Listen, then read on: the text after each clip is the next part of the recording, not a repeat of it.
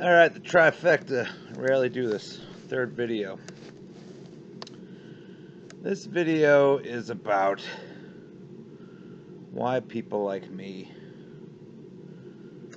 don't want to be helped. As you can see, I've been pretty negative for many years. I think I started making these videos about almost 20 years ago. My opinion hasn't changed much. Now, I guess, I suppose therapy, learning to see, training yourself to think more positively, to,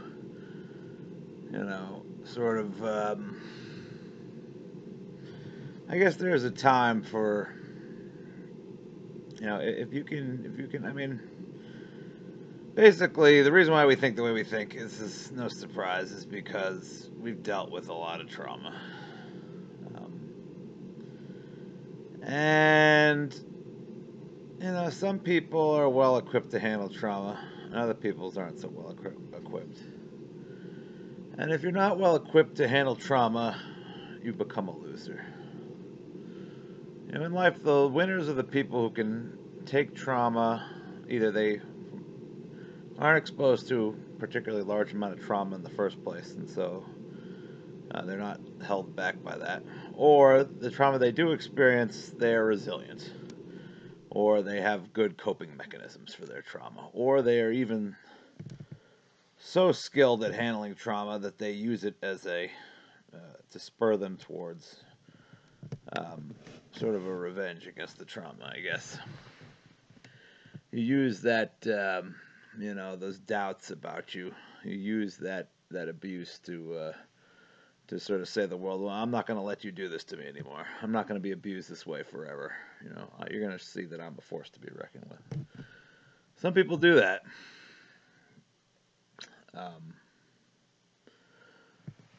But for those of us who don't, it's in our nature not to respond in a way that's resilient. It's in our nature to suffer and to internalize that suffering and to continue to relive that suffering. And, by the time you're reaching out for help, when you reach out for help, it's an acknowledgement that you didn't have what it took. You didn't have what it took to respond to that trauma in a way that was constructive. You need to turn to help because you don't have the strength, you don't have the internal mechanisms to deal with the trauma you've suffered. And a lot of people, there's a lot of successful people who have reached out for that help. So it's not as if turning to therapy makes you a loser. But it's, I guess, it's sort of the, I guess, desire to turn away from that help. It's the desire to remain mired in a negative mindset, in a depressed outlook. That's really what, I guess that's what makes you maladaptive, I suppose. But, if that's what you are, in my mind, that's what you are, it's like, I don't know. I don't want help, I don't want to have to look for help. I don't believe that you can sort of reprogram your mind to work in the way that somebody more successful would work. I think we are doomed, I think, unfortunately, I really think that what it really comes down to is with a lot of this reprogramming, it's sort of about being ignorant of deeper realities, If you've undergone a lot of trauma, the reality is, I guess it depends on the type of trauma you undergo. Some trauma is brought upon you. Some trauma you bring upon yourself. When trauma is brought upon you and you didn't bring upon yourself, and you were trying to be, you know, a good, loving person, you were trying to do the right thing, you were trying to show the world the kindness that you thought it needed, and you deal with that trauma. A lot of times you'll deal with that trauma because of that kindness, because you think that it's okay um, to be naive, you know, you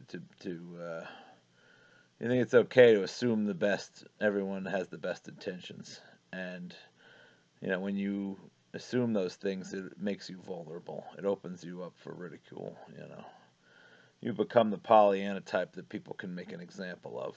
You know, to show you how things really are, to show you that it's a power game. You know, that stuff doesn't fly. You know, that it's really, you know, you learn from having those attitudes, and when people take advantage of those attitudes and see you as weak, see you as a target so they can put you down and prop themselves up, that life is a competition.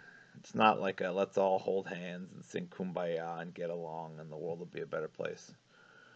Um, you know, when you find yourself being put down by someone for their own benefit, you come to the realization that life isn't about helping each other get to somewhere. Life is about stepping on someone else so that you can come out ahead.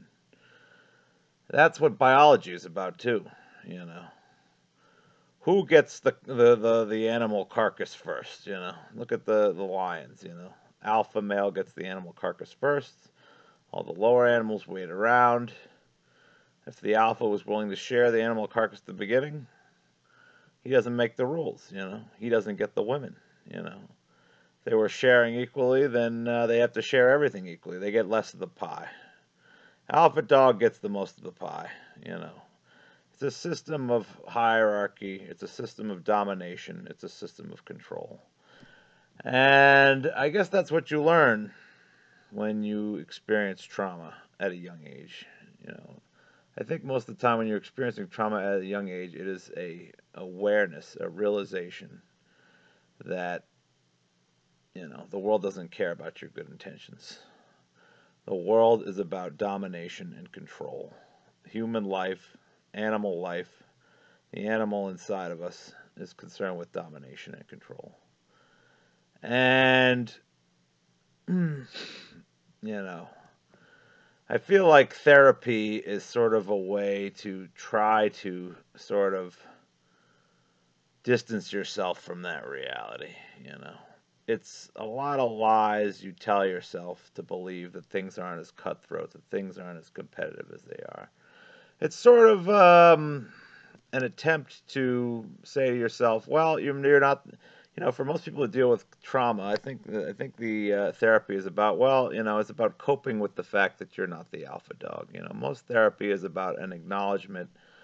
You are not the powerful one. You are not the strong one. You know, the powerful, strong ones don't need therapy. You know they're great.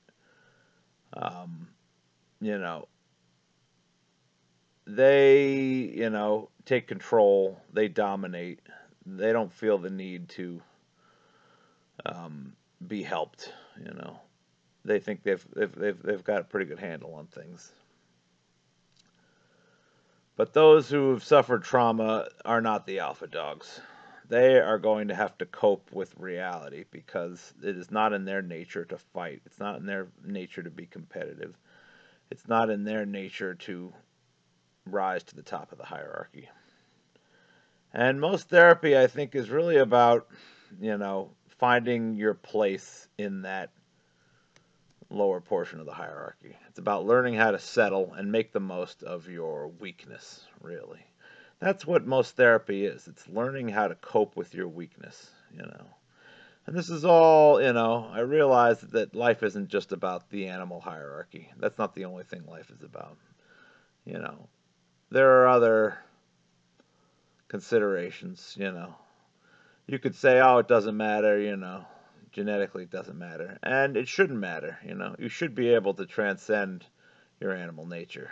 But nothing makes us happier in life more than being the alpha dog. Nothing makes us happier more than feeling like we have some power over others. You know, um, with status, with power comes respect. And when you're respected, you feel better about yourself. And when you feel better about yourself, your self-esteem is boosted. And when your self-esteem is boosted, you feel more capable and you are able to get more things done. And you are able to make your dreams and visions a reality um, at the expense of people that are lower down the totem pole. It is a competition.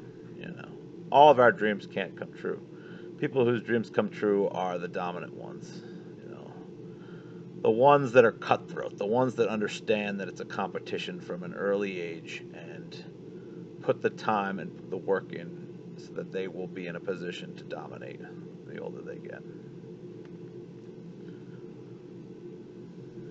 And to me, that's my problem with therapy. Is therapy is an acknowledgement that you need help because you're weak. If you're going to therapy, there's something about you. You've experienced trauma that has made you weak. And you can get stronger through therapy. You can learn to deal with the trauma and come out a stronger person. You can move up the levels of the hierarchy a little bit by dealing with that trauma. But while there's a chance, if you start young enough with therapy, there's a chance you can you can sort of train your brain to ignore that fundamental truth. You can sort of train your brain to have tunnel vision, to not worry about the people I think that are successful in therapy train themselves to not worry about where their place in the hierarchy, to not worry about how others see them. And if you can do that, if you can create enough tunnel vision, then you stop becoming discouraged and you start to work on yourself. And it allows you to move up the hierarchy, And the reason why therapy works is, because you've not allowed yourself to become discouraged for long enough, you move up high enough in the hierarchy that when you start once again paying attention to what other people think, you're respected a little bit more,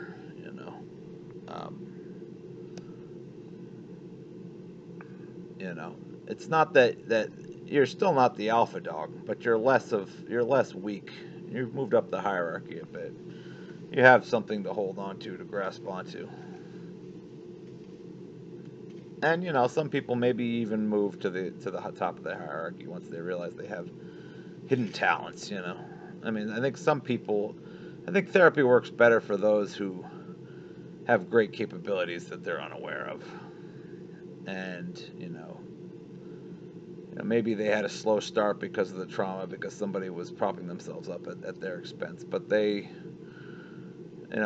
come into their own. They realize that their capabilities are greater than they ever would have imagined, and it turns out they really were an alpha dog the whole time, and they just had some bad luck. And if you come to that realization, you become the alpha dog. That's where the joy comes from. The only way to get to being an alpha dog is to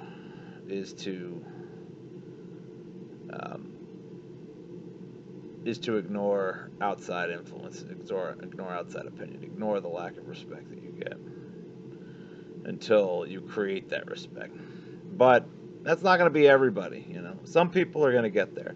Some people will work on themselves and get to that point. I think if I was younger, if I'd started therapy younger and I'd been helped through some of those things, maybe I think by the time I was in my 20s, when I first started making these videos, it was already too late, I think, I think when I was in my teens in school was when I needed that therapy. I needed that help.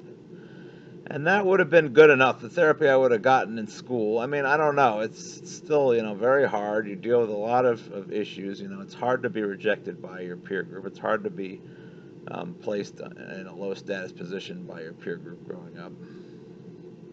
So who knows if therapy would even have been enough to overcome that. I was placed in that position by, the shape of my body, the fact that I had female secondary sex characteristics. Um, you know, I wonder if it's possible to be well-adjusted to be an alpha dog. I don't know if it's even possible to be an alpha dog with those characteristics. I've never seen. You don't see many famous people you know, you don't see many famous guys with really big boobs. It doesn't really exist. So that's my point. Is I guess I'm saying is that, um, maybe if I'd had surgery and had therapy at a young age, I could have overcome. It would have been enough to very good surgery, better surgery than what I actually got. Surgery that actually made me look normal, made me look like your average guy. And maybe if I'd had the right mentor who would have shown me how to become great at something, develop a talent that would have pushed my status up in the ranks, did it when I was young, maybe my life would have been salvageable in terms of my confidence, I should say. My confidence, my self-esteem. Maybe it would have been salvageable if I started younger. So at that point, I think it's I think it's still worthwhile to try at least.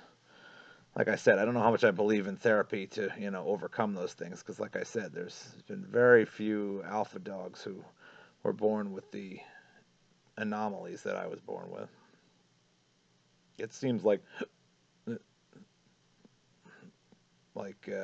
growing up with prominent secondary sexual characteristics of the opposite sex.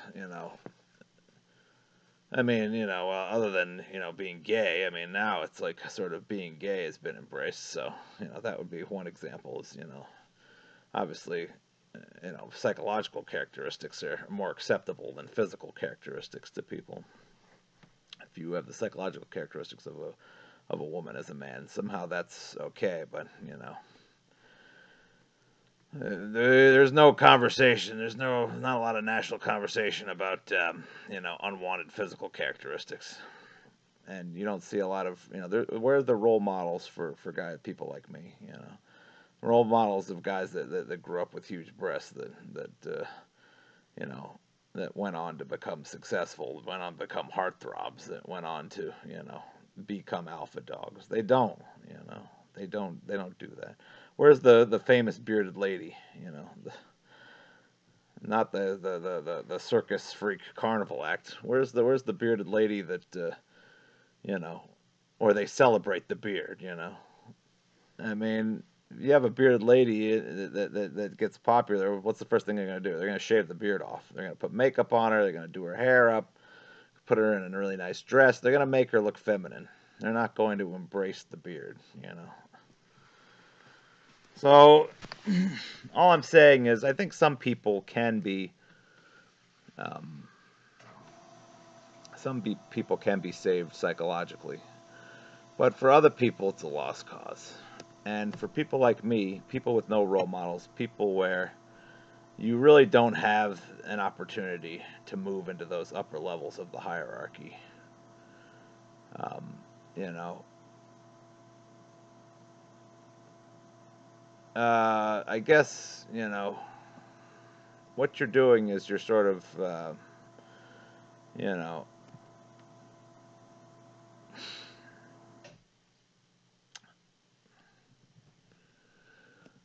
you're sort of trying to pull the wool over your own eyes. You're putting your head in the sand. You're trying to act as if it doesn't matter that you were made weak. You're trying to act as if it doesn't matter that you were singled out for a type of trauma that is not easy to overcome. You're sort of living in a fantasy world where strength and weakness doesn't matter. And where basically, it's like getting therapy is like the act of settling. It's about settling for what you can get, you know. It's about saying, well, this is where I am, what's the best I can do. And you settle for that. But, it's not fair, you know. Why should I have to settle? Why should I have to settle for the best I can get? Other people don't have to settle. You know, beautiful women have men, you know, throwing money at them, you know, begging desperately for their attention, you know. Um, you know, they could date a different guy every night. They could date two, three guys the same night if they wanted to. There is no lack of attention for a beautiful woman. Um, you know, they have more options than they know what to do with. You know, just like alpha men, same deal. You know, women fighting each other for the attention of these alpha men. You know, they want to be on the arm of the school quarterback. You know, the popular guy. You know, when you're going to therapy, you know, chances are you're not going to know what that feels like. You're never going to know what it feels like to be the school quarterback. You're not going to know what it feels like. You know, I mean, if you happen to, there are people that use that trauma to propel themselves to do great things. So I'm not trying to say it's impossible. You know, a lot of great actors probably suffered in school. Like Kurt Cobain, he was alpha dog. You know, he suffered a lot in school. He felt outcast. He felt lonely. But even Kurt Cobain becoming alpha dog, you know, becoming a musician that countless women wanted to be with, didn't make him happy, you know. That trauma was still in him, you know. He found love with Courtney Love, literally found love. But, you know, in the end he decided, I think that trauma made him aware of the hierarchy of the world, you know. And it's a sickening thing. Being aware of that hierarchy is sickening. And sort of closing your eyes and putting your head down and being like, I'm just going to work on myself and see where I can get in the hierarchy is kind of like almost an acknowledgement that it's okay, you know, that it's okay that the hierarchy exists, that it's okay that people go through this trauma, you know, that's just the reality, you know. Some people just have to suffer, and I was meant to suffer, and there's no rhyme or reason to it, you know. It's sort of an acknowledgement that your suffering, you know, was inevitable. And it's an acknowledgement that you were not chosen to succeed the way the high school quarterback was going to succeed. You were not chosen to succeed the way the popular pretty girls were going to succeed, you know. You were chosen to suffer. And the bottom line reality of that is that there is no rhyme or reason to that suffering, you know. And you kind of want to believe, you know, that you were meant to suffer for a reason, you know. That there is you really want to believe that there is some meaning behind your suffering, because you don't want to believe that you just got the shitty end of the stick, you know, for no reason. You don't want to believe that you were singled out to suffer, you know, without any justification for it. And I think that's really the big reason why we reject therapy. Because I think on some level, I feel like, well, if I was chosen to suffer, you know, needlessly, then why not just take it all the way, you know?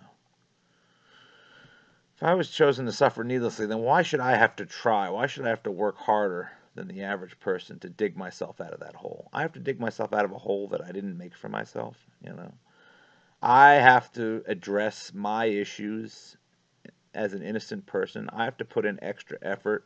I have to acknowledge that I was put in a position of vulnerability, that I was put in a position of weakness. And, you know, I just have to sort of say, well, that's just how it is, you know, and you know, do what I can to dig myself out of this hole, so that if I even get to a break even point, if I even get to be an average person in society, that will have been a success, you know. I think we reject help because we believe that in some ways it's almost more poetic, or it's almost more, you know, of a protest against existence to say, okay, you wanted me to suffer? I'll suffer, you know. I will suffer. You wanted to bring the suffering on me? Let's take it all the way, you know. I will suffer to the end. I will suffer to the end because that's what you wanted from me. That's what the universe wants from me. The universe wants me to suffer. Because why would the universe force suffering onto me if I wasn't destined to suffer? And so, if you battle against that, you say, okay, I'm not going to suffer, or I'm not going to suffer as much, I'm going to settle. I'm going to settle for the best I can get. You say that to yourself, then it's just sort of acknowledging that, you know, I guess it's basically, acknowledging that you had a slow start, you know. Like, for example, you're in a race, right? Let's say you're in a race. Let's say you're in a kayak race, for example. And you get out there and the gun goes off and you start paddling, and all of a sudden you realize both your paddles have splits in them. Somebody sabotaged your paddles. They were cut. And water is going through the paddles. You're not really getting the same movement. Now, there's two things you can do here.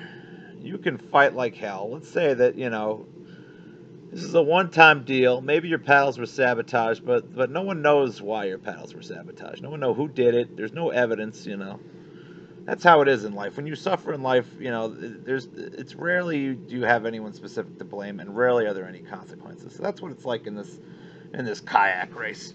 Your paddles are sabotaged, and while the race is going on, they're never going to find the person who sabotaged your paddles.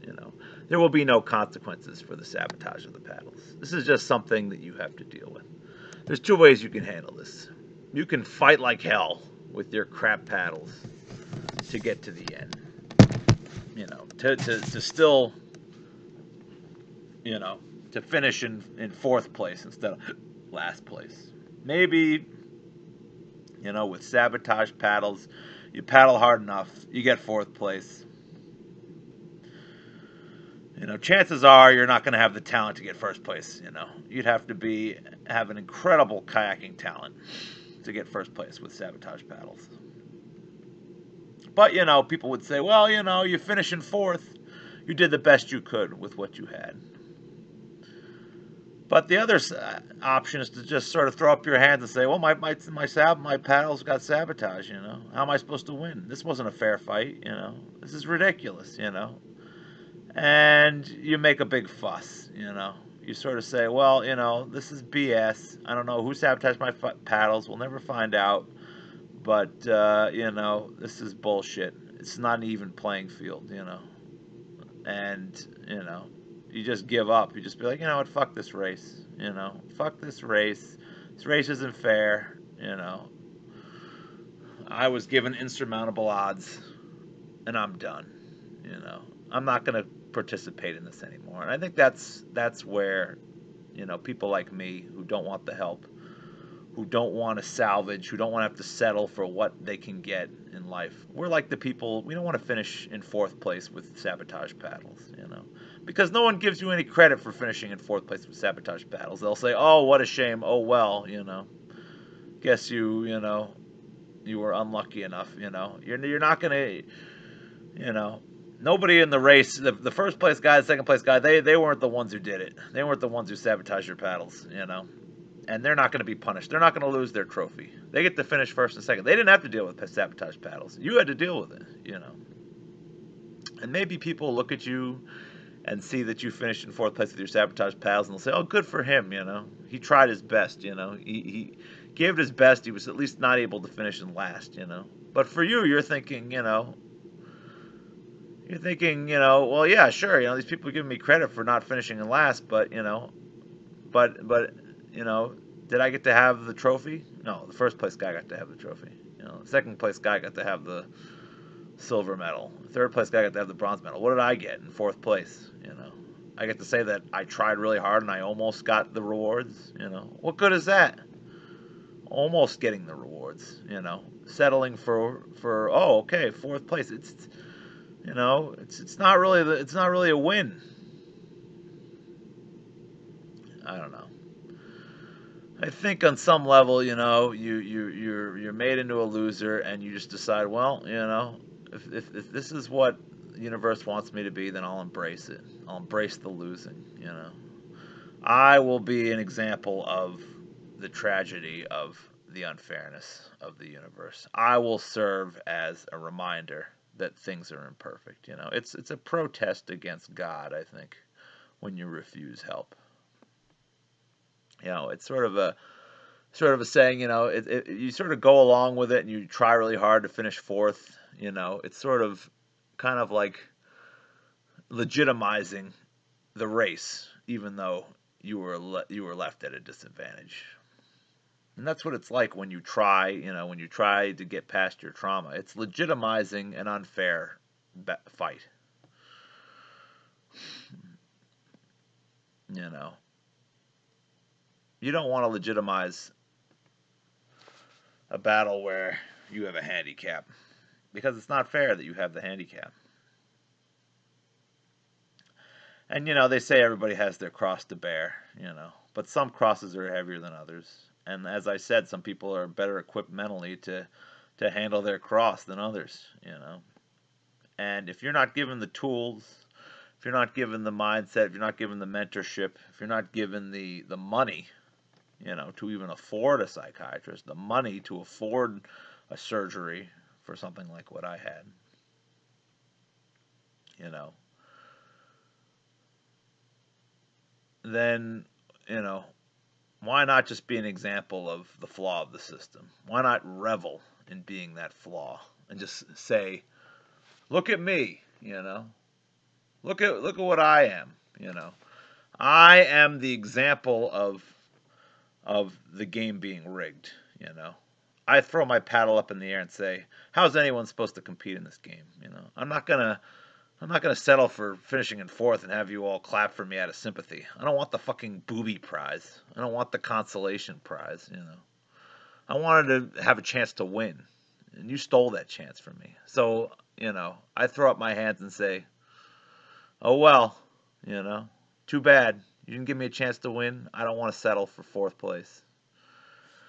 And, this goes into the story. If you want to talk about the biblical reference here, I'm always going to biblical references because, um, I wanted to believe in God. And, the convenient God to believe in America is the Christian God because that's the God that we learn the most about since it was, a heavy influence on our country. You learn the most about it just by periphery of people being around who are religious. But, there's the story of the talents, and the others made the most of their talents, but the person with, the people with more talents made more of their talents, and then there was people with less talents who, made the most they could with it, and then there was the guy who was given very few talents who was just like, well, screw this, I'm just going to bury mine in the ground because, it's almost like this sort of acknowledgement that, and God comes to the guy who buried his in the ground and be like, oh, well, you're going to hell because, you didn't even try, I gave you something. You should be grateful for that. It's kind of like, maybe I am going to hell because I'm like that guy who buried his coin in the ground. I don't want to fight and try for a God that puts me at a disadvantage. I don't want to fight and try for a world that pegged me to never finish first. I don't want to have to redeem myself, to a system that everyone deserves a fair fight. Everyone's traumas should be equal. You know, um, everyone should be equipped with the same resiliency to handle trauma, and we're not. You know, some of us have chemical issues. Some of us have, I have psychological issues in my family. I don't have, my family wasn't wealthy enough to have help me deal with those issues. You know, things worked out how they worked out. I'm unhappy with my life. I did not achieve my full potential. And I'm at a point where if I decided to turn to therapy, what could I salvage? Maybe I could have a wife. Maybe I could have kids. Would the wife be one that would make other men envious? No, you know. It would be a pedestrian wife. Probably a wife who saw me as, a good father type, somebody who she could manipulate to, you know, basically I'm the settle type, She doesn't feel like she has to go out of her way to impress me. She doesn't have to look particularly good for me. She doesn't have to cater to my needs. I'm the guy that, oh, well, I can settle for this guy and I can sort of manipulate him. I can use his money. I can, um, you know, he'll be a father and he'll put a lot of effort and time. Maybe I'll even have a kid with the alpha guy and I'll pretend that it's the settle guy's kid. And and meanwhile, all the women, they already had their fun with the alpha guy. They did everything for the alpha guy. They put real work in. They looked their best. They dressed up. They were in their youth. They were in their prime. Um, they gave the best years of their life to the alpha guy. And here I am at my age. The best I can do is settling for the leftovers. For the women that weren't interested in me, because I wasn't alpha when I was younger. Now they've been through the ringer. They realize the alpha guy doesn't care enough. So they'll come to me, because they know I'm loyal, because they know that I won't, you know, I won't have a wandering eye like the alpha guy will. And they'll take me for granted, and they'll, expect more out of me than they'd ever expect out of the alpha guy. And they'll put much less time into their personal appearance and into pleasing me than they did the alpha guy. And that's what I could settle for. I could settle for a pale version of what the alpha got to enjoy. Is that fair? You know, should I strive to achieve that consolation prize in life? No, I don't think so. It's not worth it. It's not fair. I'm making my protest. And yeah, I know. There's lots of them. There's lots of people like me. We're the majority, probably. The majority of the people who experience trauma feel slighted by existence and don't want to try and just want to be examples of, misery and living examples of the unfairness of reality. And it doesn't change anything. You know, reality does us no favors for doing that.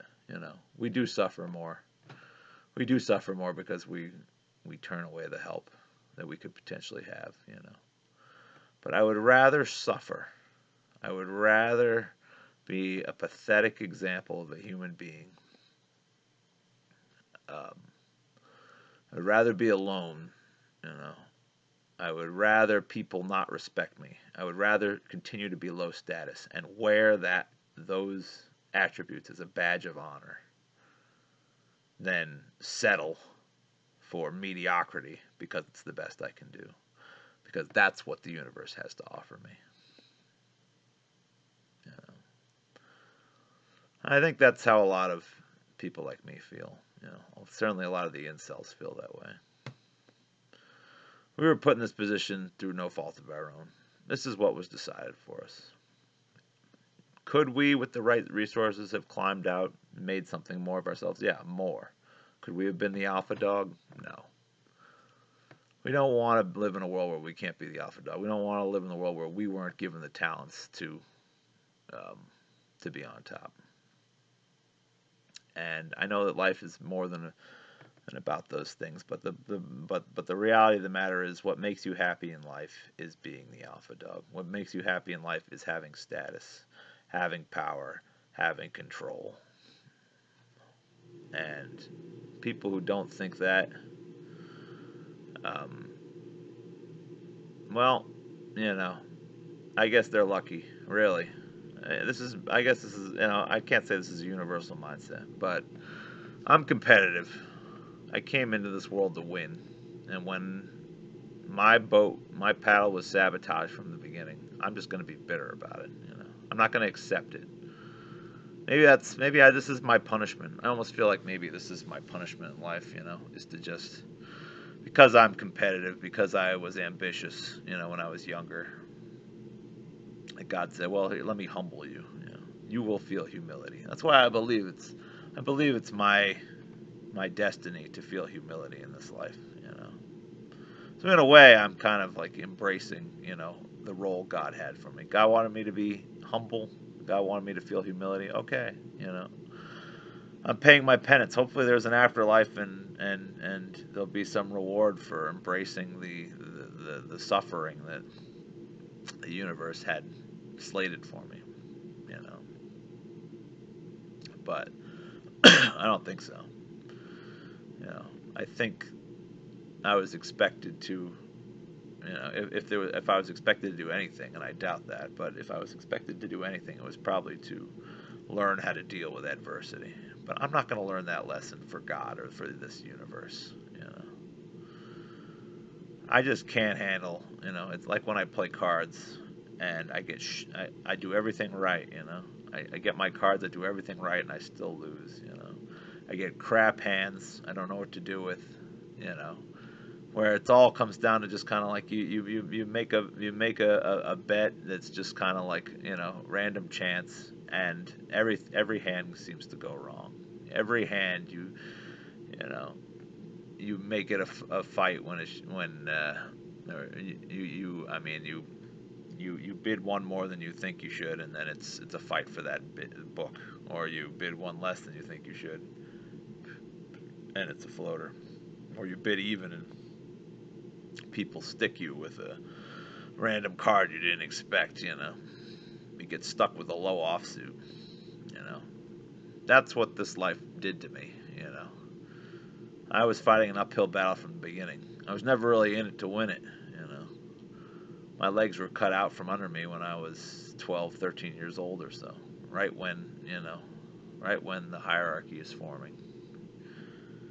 And, you know, if I'm supposed to be resilient and settle for fourth place, well, I'm sorry, but I don't want it.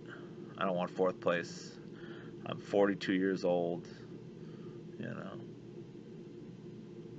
I wanted to do something that was going to upset the apple cart. I wanted to do something that was going to challenge the alphas.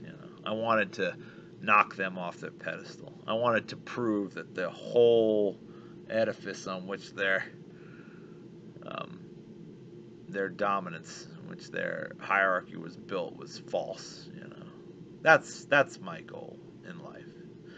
If I could prove that the emperor has no clothes, if I could prove that the dominant, the people on the top, the alpha males and females, if I could prove that their entire status was a sham, was a lie, it would make me a winner.